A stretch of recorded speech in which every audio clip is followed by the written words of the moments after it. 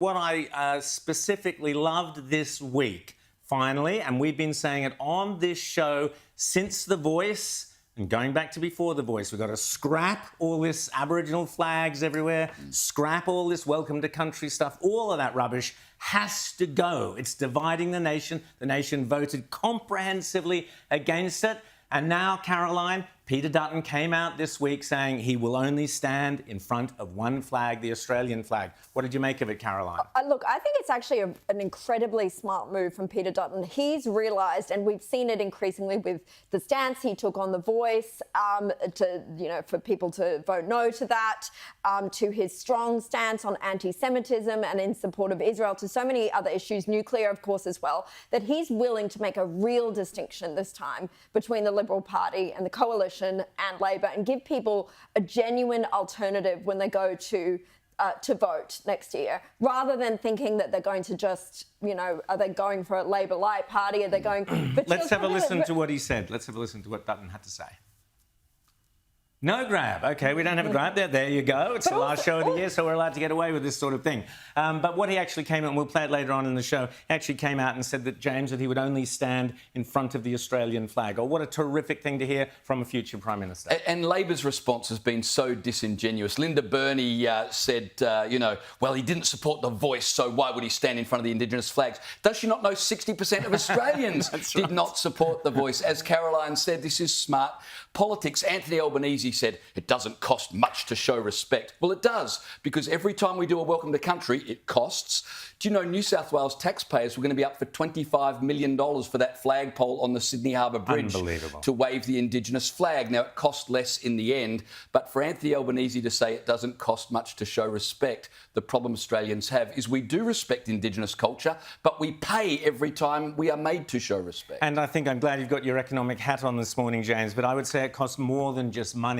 I would say it costs Indigenous Australians every time we virtue signal. It's a false claim. So all the big businesses, Caroline, get away with going, oh, we've got a bit of dot painting stuff on our latest brand thing or whatever, or we've got a welcome to country or a sign out the front of the shop that says you're on whatever land it is. It actually costs children in remote communities where the focus should be on getting them into school, getting them educated and getting them into jobs. Instead, the businesses and corporations and councils and politicians are focused on all this symbolic garbage. Like you said, James, $25 million for that ridiculous flag on top of the bridge. All of that stuff comes at the cost of genuine integration and assimilation of those kids into the Australian way of life, Caroline, I would argue. Yeah, well, I mean, even Indigenous groups are starting to reject this. You would have seen that story in the past week where an Indigenous leader came out and said, this is way too divisive. And the problem is that people who are being paid for welcome to country ceremonies can sometimes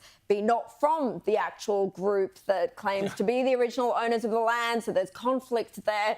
Why are they being paid when it's supposed to be a genuine welcome?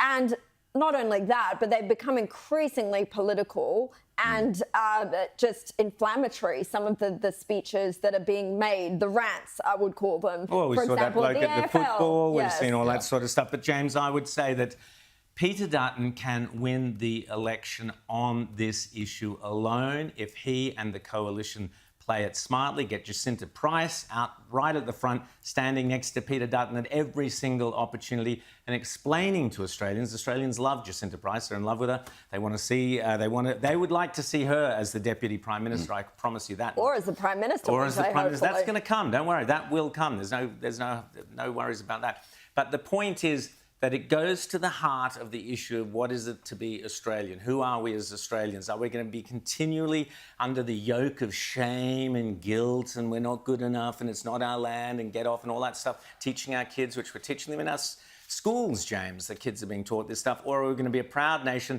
that loves our Indigenous component and wants to be one nation together under one flag? That's the critical question people need to ask themselves this Christmas, James. Yeah, you're absolutely right. And as Caroline said, people are over it.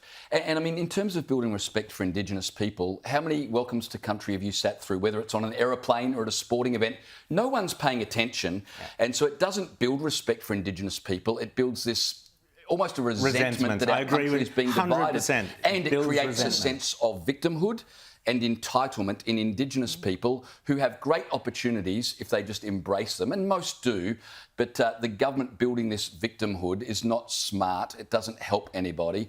And Peter Dutton is being accused of being divisive for fighting division. It's typical Labor. Yeah, this is why Jacinta Price is so good. She argues on principle. Yeah, Labor 100%. just smear and try to make smart-assery comments.